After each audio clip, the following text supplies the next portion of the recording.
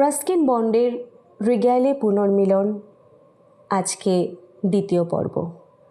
আগের দিনে আমরা শুনেছি যে লেখকের সঙ্গে এক ভদ্রলোকের দেখা হয়েছিল রিগ্যালে।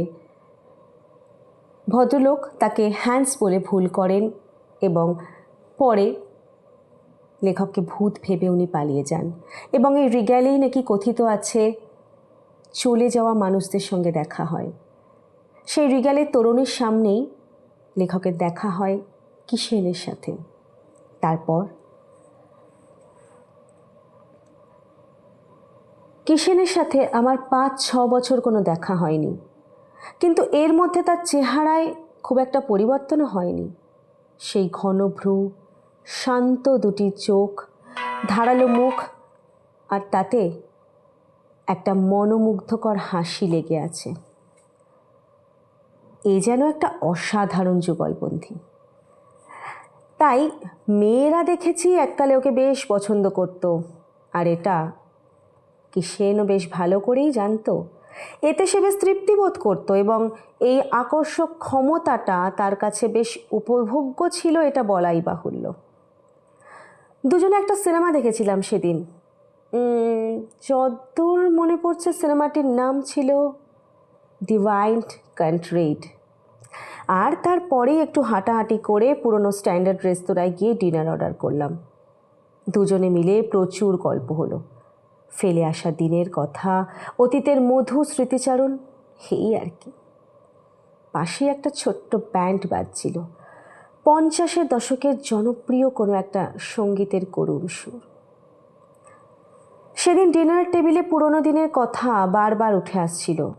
দেহেরাতে আমাদের একসঙ্গে বড় হয়ে ওঠা। আমরা অ্যাকচুয়ালি একেবারে পাশাপাশি বাড়িতে থাকতাম। তারপর কিভাবে দুজন মিলে প্রতিবেশীর লিচু বাগানে হানা দিতাম। স্কুটার আবিষ্কার হওয়ার ঢের আগের থেকেই আমরা সাইকেলেই গোটা শহরটা চষে বেড়াতাম, অথবা সেই বিকেল হলেই মাঠে ফুটবল পেটানো, এই সমস্ত। আবার কোনো কোনো সময় জোড়া পাঁচিলের ওপর শুধু বসে থেকেছি। তারপর এক সময় আমাদের স্কুল শেষ হয়ে গেল। সামনে টানা 1 বছর। তারপর বিদেশ যাওয়ার কথা। কিশেনের বাবা ছিলেন সিভিল ইঞ্জিনিয়ার। নিয়ম মতো তখন বদলির অর্ডার এসে গেছিল, তাই ওরও সাময়িকভাবে স্কুল যাওয়া স্থগিত রইল। কিশেন ছেলেটা খুব সহজ সরল প্রকৃতির ছিল, কিন্তু আমার পাল্লায় পড়ে ওর তেমন কিছু করার ছিল না। আমার প্রথম উপন্যাস দ্য রুম অন দ্য রুফে আমাদের বেশ কিছু পালিয়ে বেড়ানোর অ্যাডভেঞ্চারের কথা লিখেছিলাম। আসলে সাহিত্য রচনার দিকে আমার ঝোঁক বরাবরই একটু বেশি ছিল, যদিও ওর ভাবগতিক দেখে মনে হতো না ওর জীবনে কোনো রকম কোনো উচ্চাকাঙ্ক্ষা আছে। কিন্তু বয়স বাড়ার সঙ্গে সঙ্গেই ওর পড়াশোনার বহর আর বিভিন্ন বিষয়ের ওপর অগাধ পাণ্ডিত্য আমাকে প্রচণ্ড অবাক করত। একদিন রায়পুর খালের ধার বরাবর দুজনে সাইকেল চালাচ্ছি। হঠাৎ চাকা স্লিপ করে সাইকেল শুদ্ধ ও গিয়ে পড়ল সে খালের জলে। খালে মোটামুটি কোমর জল, কিন্তু এত দ্রুত ঘটনাটি ঘটল যে আমি নিমেষে ওকে সাহায্য করার জন্য সেই জলে ঝাঁপ দিলাম।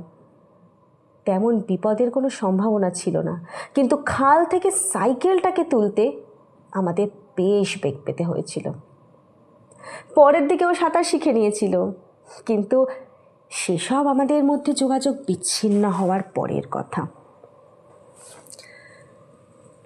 ইংল্যান্ডে আমার ভবিষ্যৎ পোক্ত হবে এই কথা ভেবে আমার মা আমাকে নিউ জার্সিতে পাঠিয়ে দিলেন তারই কোনো একটা আত্মীয়ের কাছে।